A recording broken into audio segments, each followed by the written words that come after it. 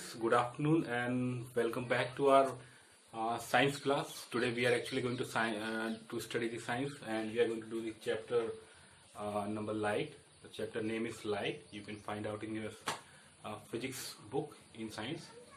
तो आज हम पढ़ने वाले लाइट के बारे में। लाइट एक्चुअल में होती क्या है? देखो, हमारे आसपास में बहुत सारे फिनोमिना होते हैं, नेचुरल फिनोमिना, कि अगर आप एक अंधेरे कमरे में होते हो तो you are not able to see anything, आप कुछ भी देख नहीं पाते। तो ऐसा क्यों होता है कि उजाला होते ही आप चीजों को देख पाते, उजाला होते ही आप चीजों को नहीं देख पाते, नहीं? और या फिर दिन में आप सारी चीजों को साफ साफ देख पा रहे हो कि उस समय उजाला है। तो एक सिंपल सी कॉन्सेप्ट हमारे दिमाग में एक क्लिक कर जाती है। वो क्या होती है कि लाइट जो है वो एक तरह की एनर्जी है जो हमें देखने में हेल्प कर रही है। मेक सेंस कि भाई अगर आप अंधेरे कमरे में हो, आप चीजों को नहीं देख पा रहे हो, बट आपने टर्न ऑन किया लाइट को, you are able to see the things. That means light is a form of energy. Light is a form of energy which enable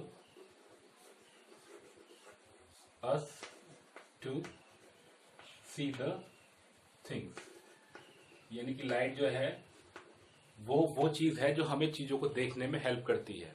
ठीक है, तो नेचर के ऐसे बहुत सारे फिनोमिना हैं जो हम इस लाइट के थ्रू एक्सप्लेन कर पाते हैं।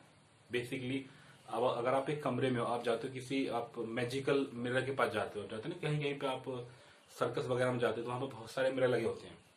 अब एक मिरर के सामने आप खड़े होते हो, उसके साथ पे पूरे आप उस पूरे कमरे में आपकी इमेज बन जाती है।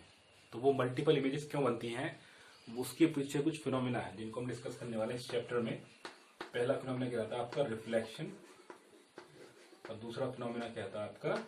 रिफ्रैक्शन। अब ये रिफ्लेक्शन और रिफ्रैक्शन दोनों के दोनों फिनोमेना है, ये बेस करते हैं लाइट की उस प्रॉपर्टी पे जिससे हम कहते हैं कि लाइट जो है वो स्ट्रेट लाइन में चलती है।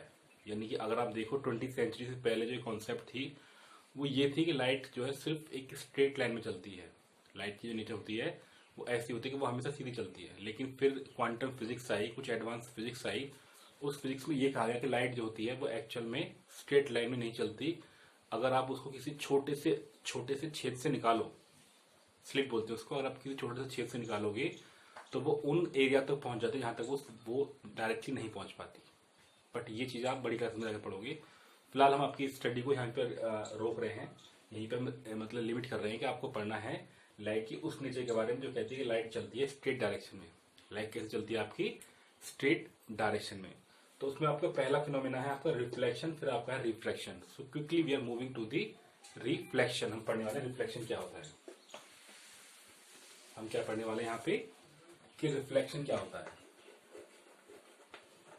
तो रिफ्लेक्शन का मतलब क्या होता है कि अगर आपके पास एक रिफ्लेक्टिंग सरफेस है, एक ऐसा सरफेस है जिसके एक एरिया पर अगर लाइट आएगी तो वो रिफ्लेक्ट करेगी। और इसमें बेसिक सी चीज है कि अगर आपके कमरे में आप एंटर करते हो और आपके कमरे में सारी की सारी चीजें जो हैं वो कहीं ना कहीं वो लाइट को रिफ्लेक्ट कर रही होती हैं। कुछ पार्शियली रिफ्लेक्ट करती हैं, कुछ कंप्लीटली रिफ्लेक्ट करती हैं, कुछ रिफ्लेक्ट नहीं करती हैं। बट हर चीज होती है लाइट वो होती है आपकी, वो रिफ्लेक्ट करती है। ठीक है, तो यहाँ पे हम पढ़ने वाले रिफ्लेक्शन के बारे में। रिफ्लेक्शन का मतलब क्या होता है? लाइट का बाउंस बैक करना। लाइट का बाउंस बैक करना किसी भी मीडियम में, अगर वो सेम मीडियम में है ना, तो हम इसकी डेफिनेशन कैसे बनाएंगे? Bouncing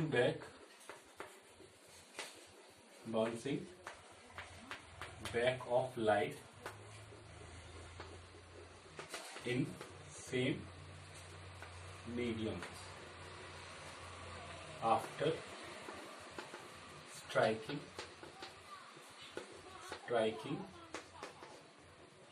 to a reflecting surface। यानी कि अगर वो किसी एक ऐसे सरफेस से टकरा रही है जो रिफ्लेक्ट कर रहा है तो उसको हम कहते हैं रिफ्लेक्शन ऑफ लाइट। क्या कहते हैं उसको?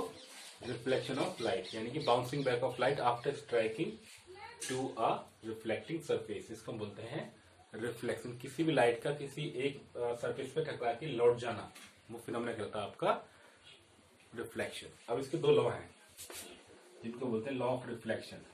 क्या बोलते हैं इनको? Law of reflection. जिसमें पहला पॉइंट क्या होता है कि ये जो एंगल, अगर मैं यहाँ पे नॉर्मल लाइन ड्रॉ कर लूँ, इसको हम बोलते हैं नॉर्मल। ये है आपकी इंसिडेंट रे। कौन सी रे है ये? Incident ray. और ये वाला एंगल, इसको बोलते हैं एंगल ऑफ इंसिडेंस। क्या बोलते हैं इसको?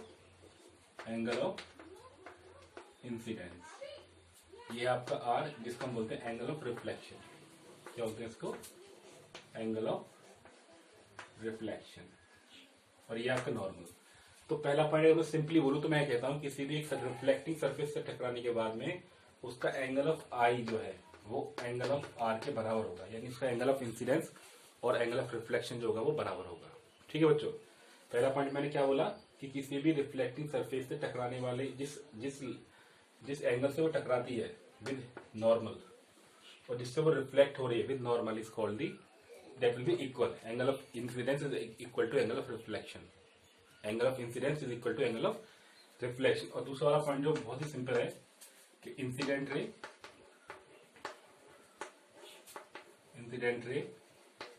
रिफ्लेक्टेड रे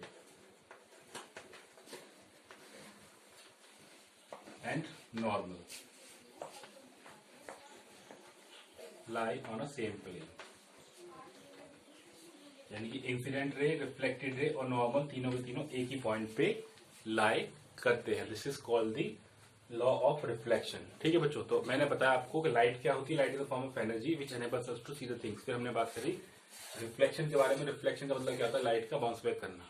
ठीक है, फिर हमने पढ़ा law of reflection, angle I equal to angle R, और इस तरह का पॉइंट क्या था? इंसिडेंट रे, रिफ्लेक्टेड रे और नॉर्मल तीनों तीनों एक ही पॉइंट पे लाई करते हैं। ठीक है, मुझे छोटी सी हमने वीडियो बनाई है सिर्फ इंट्रोडक्शन के लिए।